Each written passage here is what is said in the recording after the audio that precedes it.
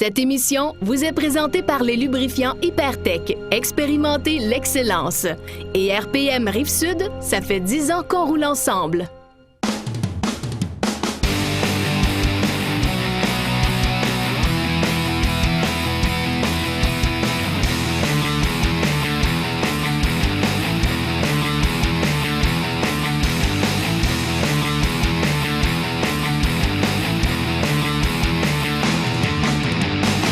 Salut à tous, bienvenue à Motocross Québec, une autre émission d'action pour vous cette semaine. Je suis avec Martin. Martin, comment ça va? Excellent, avec le gros soleil, ça va super bien. Il n'y a pas rien que le gros soleil, il y a le son des motos qui brombissent littéralement dans mon oreille. Ouais, écoute, regarde, c'est toujours le fun d'arriver et de voir les gars qui sont déjà en train de rouler. Ça nous met dans le mode au bout.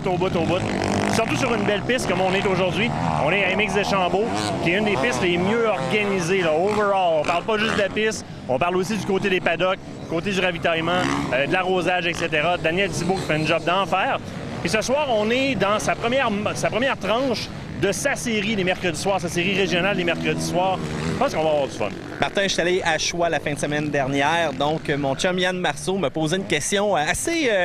je te dirais, pas nécessairement osé, mais bon, il se posait la question sur une pièce d'équipement essentielle pour les gars, soit pour le pocheton. Est-ce que ça existe? Ça existe. Je pense qu'on peut leur poser la question à ces gars-là, voir de quelle façon ils s'y prennent pour protéger cette partie de leur anatomie qui leur est si chère. Puis Dieu sait que s'il y a un impact là, ça fait mal. Motocross Québec, c'est parti pour cette semaine.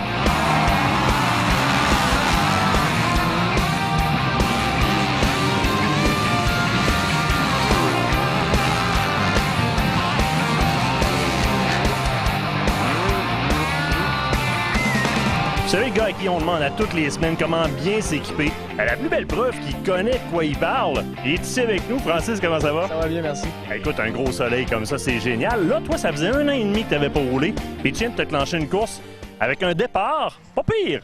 Quand même bon départ, je suis sorti en avant, puis j'étais pas habitué à ce feeling-là. C'est pas quelque chose qui m'arrive souvent, mais avec cette chaleur-là, c'était l'enfer. Ça a pris 2 tours et demi, puis j'étais épuisé. Mais écoute, ce genre d'événement-là, c'est justement la bonne place pour recommencer comme ça.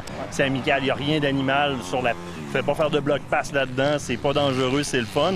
Puis on est quand même une belle gang. Mais là, dans la gang, tu dois quand même avoir un rival, quelqu'un qui t'en donne un petit peu de fil à retordre que tu voudrais sacrer dans le rough, là.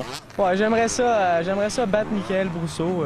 On est pas mal égal. Tantôt, il est étouffé au départ, fait que ça m'a donné un petit avantage, puis je suis bien sorti, fait que j'ai été capable de le battre. Mais à la prochaine course, on va se mettre un côté de l'autre, on va voir que ça va. Je pense que je vais l'accrocher aussi.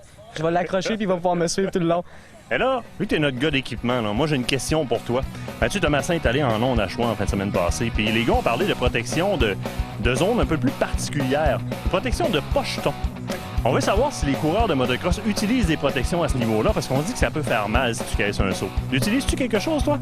Non, moi j'ai rien. Alors c'est bobette, point final. Ouais, bobette. Michael, comment ça va? Ça va très bien, merci, Towan. Écoute, ça va super bien, mais là, j'ai de quoi te lancer. On vient d'aller voir un certain numéro 89 du nom de Francis Lessard qui nous dit que tu es définitivement son rival. Ah, il a ta bouche, c'est incroyable. T'es son rival, t'es son gros rival sur la piste. Puis là, ça a l'air que tu lui as fait tout un cadeau, c'est la dernière. T'as étouffé sur le départ. Ouais, ben c'est ça. Quand j'ai de la misère à partir, ça lui donne une méchante chance à Francis. Il est capable de finir en avant de moi, il aime bien ça. Puis moi, si ça fait plaisir aux kids, ben ça me fait plaisir, tu sais.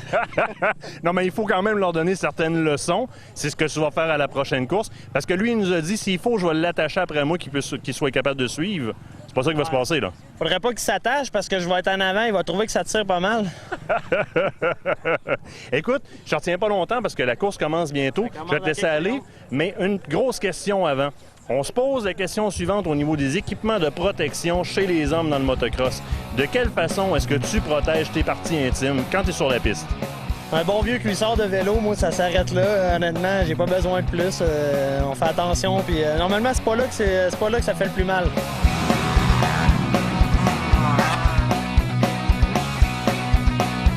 Hey, Biron, il m'a tiré d'un méchant guet-apens. Hey, Rico! Je pense qu'il va faire un saut. Là, je pense que Biron m'a fait un guet-apens, un méchant piège à con. Il me laisse une roue. Attention, une roulette de corde à linge.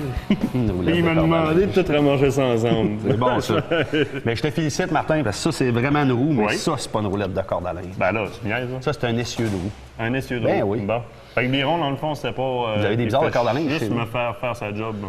Non, oui, j'étais bien correct avec toi. OK. Sauf que quand c'est désassemblé, des fois, ça peut avoir l'air d'une roulette de corde à linge. OK, même à ça. Tu connais mon talent, là. Si C'est tu veux ça. m'impressionner, il va falloir que tu m'aides. Fait que je te remets ça. Ouais, regarde, c'est pas Puis, compliqué.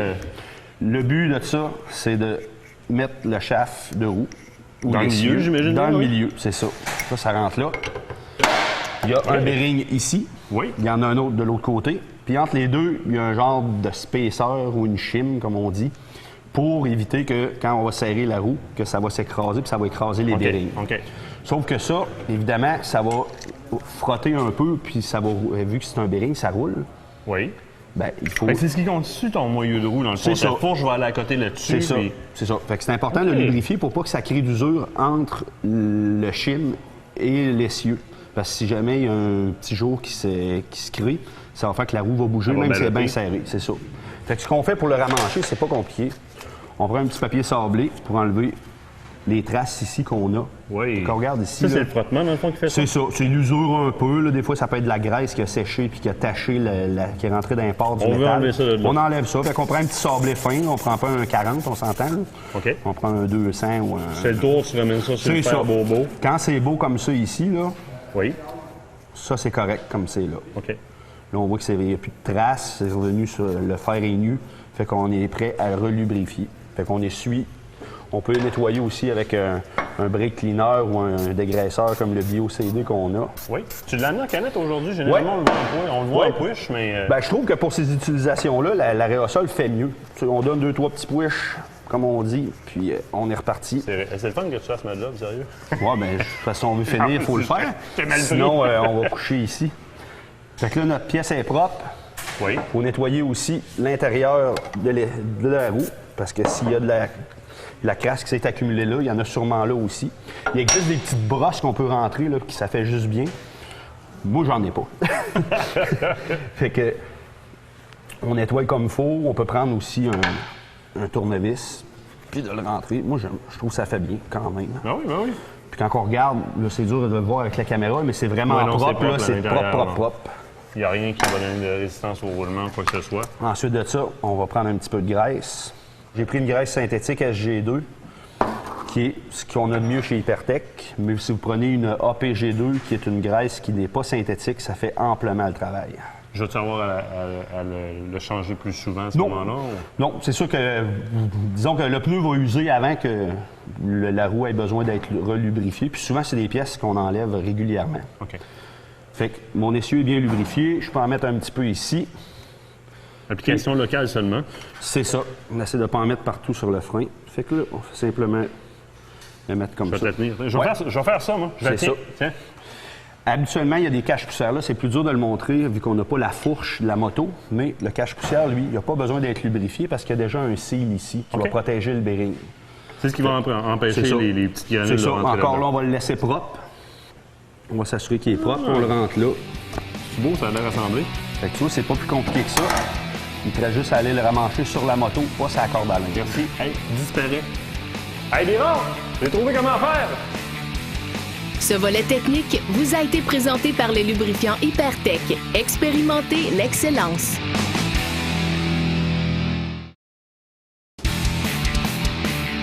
Francis, je t'avais demandé de me sortir les kits qu'il y avait avec les gants de la semaine dernière, et c'est ce que tu as fait. Je les ai tous trouvés.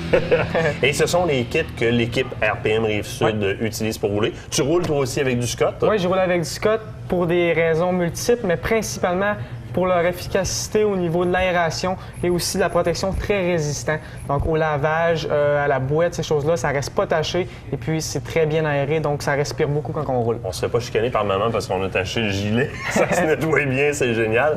Si on regarde les deux kits qu'on a la semaine dernière, donc on avait un gant 350, donc c'est aussi le kit qui s'appelle le 350. Exactement. Et de la série 350 et la série 450 pour celle que tu as sur Que le j'ai dos. sur le dos. Les principales différences entre les deux, à part le col, vite comme ça, à l'œil, je vois pas les différences. là. Le tissu du 450 est un petit peu plus résistant, Il est un petit peu moins ventilé que le 350, mais très résistant aussi. On a aussi des protecteurs de chaque côté, si jamais on tombe. Oui, moi j'en ai des petits. Toi, des plus quand même... petits. Oui. C'est très résistant quand même. Et puis on a des élastiques au niveau des poignets pour justement ceux qui les mettent par-dessus les gants, ceux qui les mettent en dessous des gants.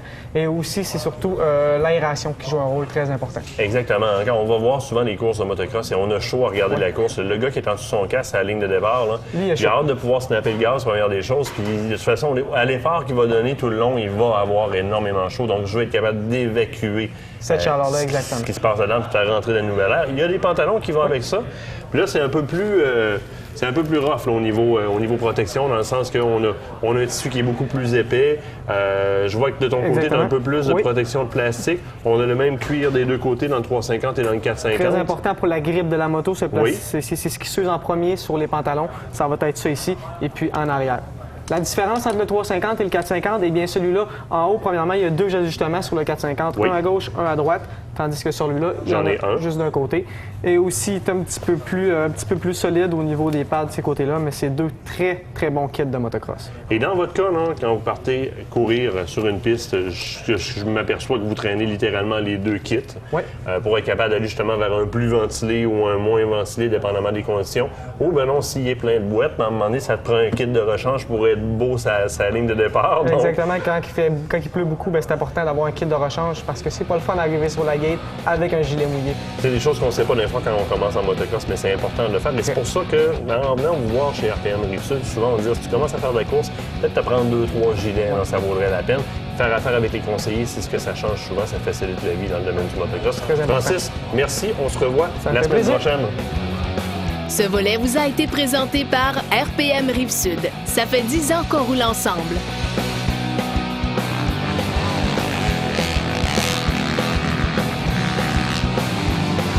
Je suis avec Émilie Pomerleau. Émilie, tu as une solide réputation. À peine arrivé ici que j'avais déjà des personnes qui me disaient « Faut que tu ailles parler à cette fille-là parce que tu vas voir, elle déménage ». C'est quoi ta réputation, juste? Ben écoute, je sais pas trop, mais moi je sais que je suis forte des sauts. Je fais beaucoup des sauts, puis je pratique fort pour les virages. Fait que c'est sûr que je suis une bonne rivale.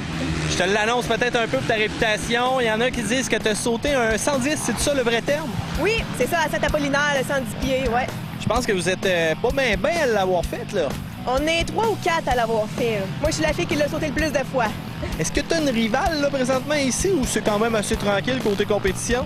Mais là, dans les femmes, il y a Anne Martel qui me suit plus ou moins loin. Avant, elle était roulée en avant de moi, mais aujourd'hui, je roule en avant d'elle. Je suis assez fière. Je suis avec une vétéran, qu'on pourrait dire ici. Effectivement, ça fait un petit bout de temps que t'en fais. Oui. Mais qu'est-ce qui t'amène au mercredi ici, là, le retour, qu'on pourrait dire? Oui, ça fait 3-4 ans que j'ai pas roulé.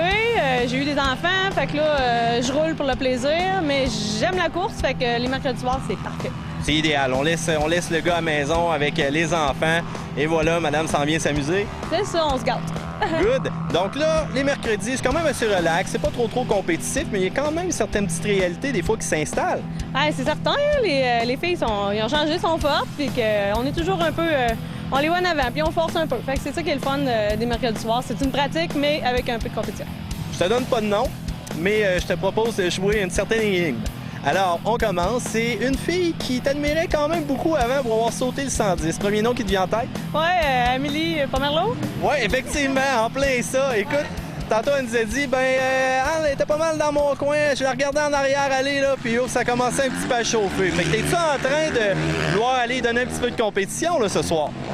Oui et non, là, tu sais, elle est loin devant, disons, mais je me dis, bon, j'essaie de m'accrocher, puis j'aime ça, voir les jeunes qui ont poussé, puis c'est à leur tour, là. Moi, j'ai donné, à cette heure, je m'amuse.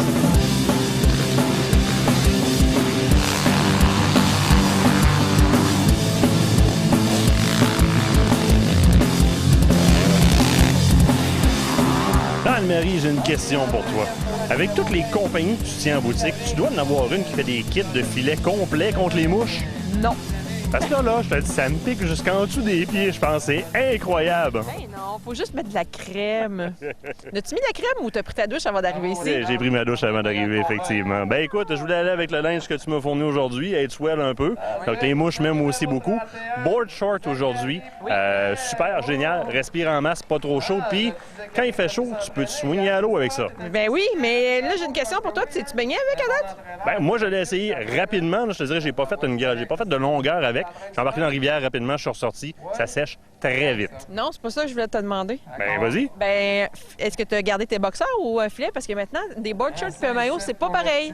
Non, je sais. Moi, j'ai toujours l'envie de mettre quand même un petit soutien en dessous des board shorts. Donc, j'ai toujours quand même une paire de caleçons en tour. OK, parce que tu savais que ça se vend à part, ça, un petit filet pour tes board shorts? J'ai donc le don d'avoir l'air niaiseux avec toi, hein?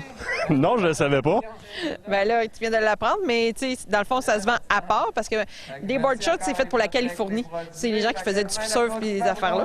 Fait que là, aujourd'hui, c'est la mode à Québec et partout. Fait que c'est pour ça, mais un maillot de bain a un filet et un board short en a pas. En tout cas, c'est super confortable.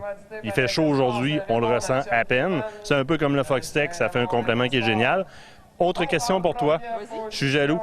Mathieu a un gilet Metal Militia sur le dos. Je le sais que tu en as beaucoup à la boutique. Et tu veux que tu me parles un peu de ce qu'ils font, puis j'en veux. Hey, tu riais de moi tantôt quand je me grattais les chevilles, hein? Tiens-toi. Oui, mais je voulais faire comme toi. Toi, tantôt, tu as fait une petite danse là-bas. Tout. J'avais beaucoup plus de style, je veux juste te dire. Là. Bon, Metal Militia. Metal Militia, oui, on peut en avoir partout, mais la prochaine fois, on va en parler avec toi parce que je pourrais t'habiller métal. J'ai gagné mon point. Ben, tu sais pas quelle couleur. Ah, ils font pas de rose. Oui, ils font du rose. Ah. C'est ça qui met fin à notre chronique. On verra dans une prochaine comment Anne-Marie est capable de se comporter. Cette chronique vous a été présentée par la boutique Mercenaires, vêtements et accessoires.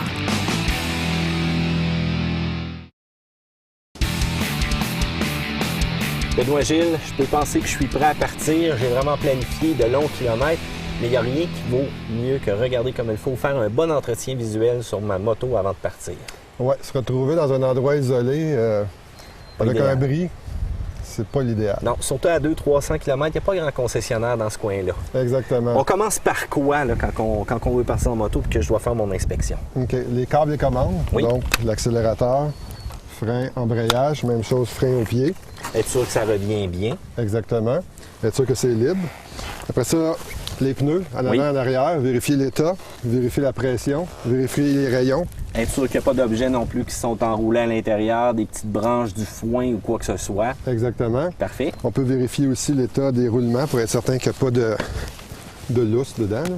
Et puis les plaquettes de frein, on les voit bien, hein, c'est ouvert, donc c'est simple. Freinage vraiment très important. L'essence, l'huile. L'essence, ça, c'est ce qui me permet de me rendre loin. L'huile, avec le temps, certaines motos en consomment, donc des fois, d'entraîner un petit peu aussi. C'est pas mauvais. Mais une bonne vérification, un bon remplissage avant de partir, il n'y a rien de mieux. Même chose pour l'antigel. Surtout si une moto est refroidie liquide. Les lumières.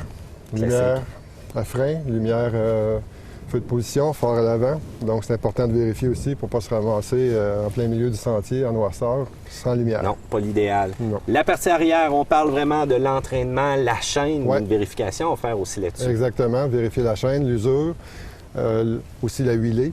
Oui. Et puis, vérifier les pignons s'ils sont en bon état. La suspension, assez simple. On appuie les freins. Juste bouger un peu. Ouais, parce pas que de son rien, ça l'amortit bien. Cette moto-là est flambant neuve. Oui. Une moto de quelques années, bien, il faut lubrifier les roulements aussi de la suspension arrière, donc défaire toute l'arrière. Parce qu'on joue dans l'eau, on joue dans... Et ça, je pense aussi, notre manuel du propriétaire va nous donner beaucoup d'informations, la marche à suivre selon le kilométrage ou encore le nombre d'heures qu'on met sur notre véhicule. Là. Et si tu vas sur notre microsite, soiroute.ca, tu vas trouver l'acronyme CECHER qui te donne toute l'information comment vérifier ta moto. On est parfait, un petit imprimant avant de partir des fois, ça fait pas de temps non plus. Exactement. Roger, merci beaucoup. Merci. Cette chronique vous a été présentée par la Fédération québécoise des motos hors route.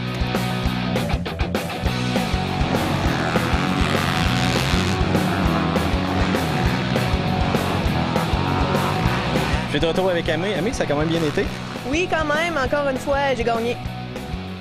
Pas de modestie, hein? Boum, j'ai gagné direct.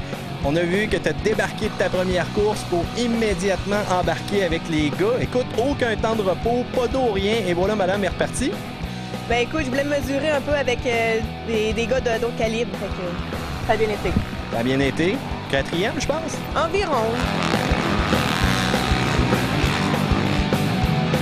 Quand on parle d'une mère de famille qui amène tout l'attirail, je pensais que tu avais une gardienne ce soir. Ben oui, il se cache, là. C'est le fun de voir qu'il est vraiment très, très loin ici en retrait quand la TV arrive. Comment ça a été, la course? Ah, très bien, je suis contente. Oui. La petite jeune, par exemple, t'a passé. Je pense qu'elle a fini première. Non, oui, mais qu'est-ce que tu veux? Mais je suis bien contente, je l'ai pas trop stretché. Puis j'ai fait un bon décollage. Est-ce que je vois directement avec le kit accroché après le trailer, tu es en train de nous préparer une relève? Ouais. Le petit bonhomme, il en fait déjà, hein? Mais oui, en tout cas, je force pas plus, mais s'il aime ça, ben j'aimerais bien ça.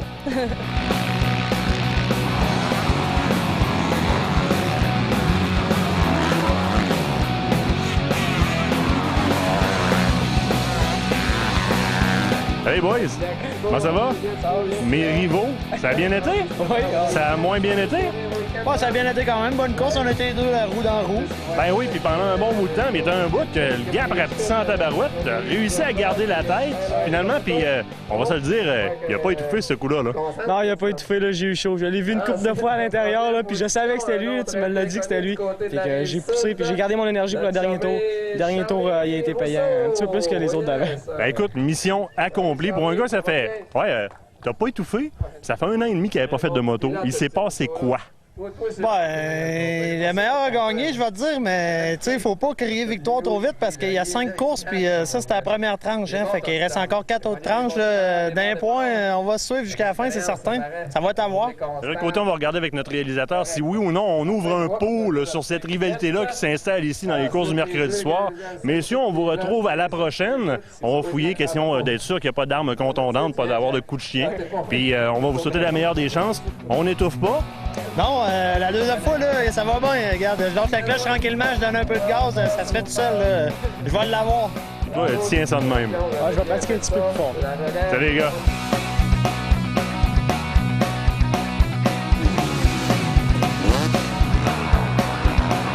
On avait parlé la semaine dernière à Cédric où est-ce qu'il faisait chaud. Il était pas trop bavard, mais je dois avouer que moi, tout, j'ai eu très chaud. Écoute, la gang de mercenaires t'ont fait un beau cadeau. Ils m'ont chargé de te donner ça aujourd'hui. Fait qu'écoute, premièrement, 2 paires de lunettes, c'est quand même assez bien, mais je t'invite à ouvrir ceci. C'est un solide beau cadeau. Tu me diras qu'est-ce que t'en penses. Ah, il est beau en mot, t'as dit. Mark Fox, c'est-tu ta marque, ça? Ouais. Good. Fait que là, ce casque-là, tu vas être en sécurité. Ton autre était rendu trop vieux ou... Non, j'en ai juste 2 parce qu'au cas où il y en a un qui brise, tu peux prendre l'autre. C'est quoi les qualités d'un bon casque que toi, tu recherches?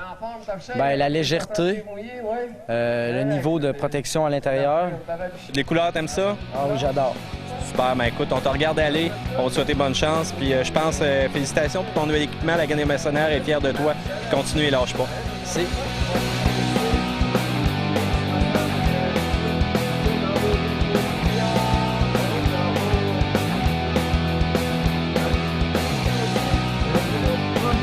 Je suis avec Daniel Thibault, le propriétaire de la piste. C'est vraiment un gars qui a plein d'histoires derrière sa cravate. Daniel, écoute, tu me contais ça tantôt, je savais à l'entrevue. Ça n'a aucun sens. Premièrement, comment que ça a commencé? Comment que ça a évolué? Puis où est-ce que c'est rendu aujourd'hui? Pour faire une histoire courte, en 1977, la gang de Saint-Marc, dans ce temps-là, on avait un dépositaire Can-Am à côté de chez nous. Puis la gang avait appartient à un club, le club de motocross Saint-Marc. Puis il avait fait une petite piste ici à Deschambault, dans le 3e rang. Il y avait eu des petites compétitions, les gars s'entraînaient ici.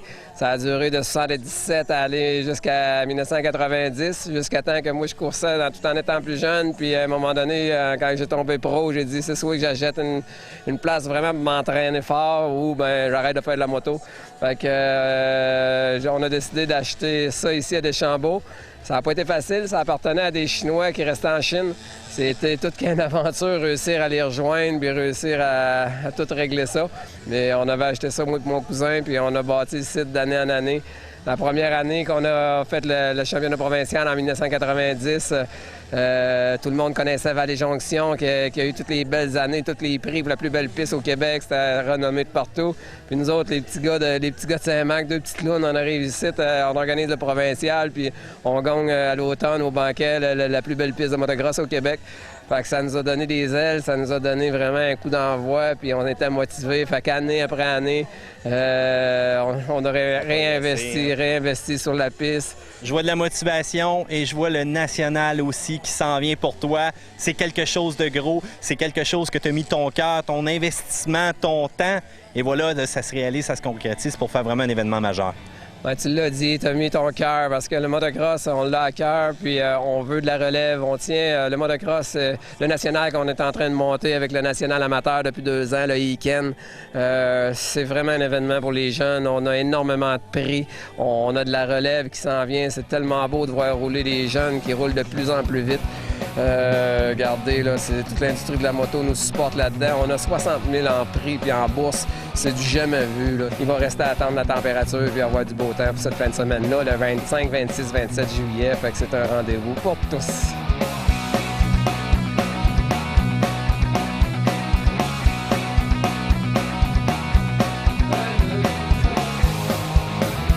C'est très beau de voir un coucher de soleil ici en ce mercredi. Martin, ça termine bien une soirée de course. Une belle soirée de course amicale, familiale, easy going, c'est super trippant. Au petit coucher de soleil, les oiseaux qui gazouillent, c'est parfait.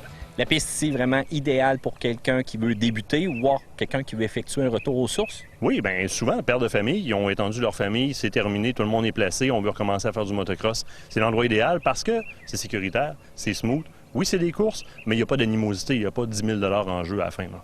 Et le propriétaire Dan qui en a fait littéralement une passion, une vocation, un gars qui avait 2 emplois avant, qui a laissé un emploi de côté, qui s'est dévoué uniquement à la piste ici. Une longue bataille juridique aussi pour conserver les droits acquis. On le sait, des fois, le motocross a mauvaise presse, les pollutions qu'on pense que ça les met, le son. Mais ça s'est corrigé avec les technologies qui ont évolué, là. Ça s'est corrigé. Par contre, on est encore la cible d'attaque beaucoup. Beaucoup de pistes de motocross se font poursuivre pour des trucs comme ça. Et souvent plus par peur de ce que c'est que le motocross qu'autre chose. Oublie pas une chose, les gars qui ont des pistes comme ça, sécurisées, avec du médic, balisé, organisé, prennent les gars qui normalement rouleraient dans les pits de sable, qui feraient partie des statistiques d'accidents et les amènent rouler en milieu sûr. Ils sont obligés d'avoir une formation et pour rouler ici, tu es obligé d'être équipé.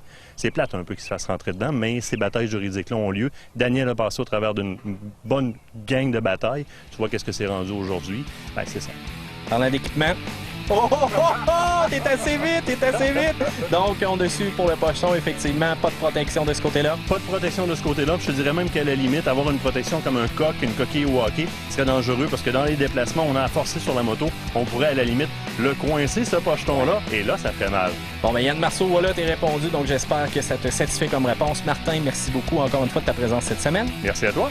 Donc, Motocross Québec, c'est disponible sur Facebook, YouTube, télé-mag.tv et bien sûr le fameux site web où est-ce que vous avez le retour aussi des vidéos justement qui vont vous faire triper. Mathieu Domassin vous dit à la semaine prochaine pour un autre épisode de Motocross Québec.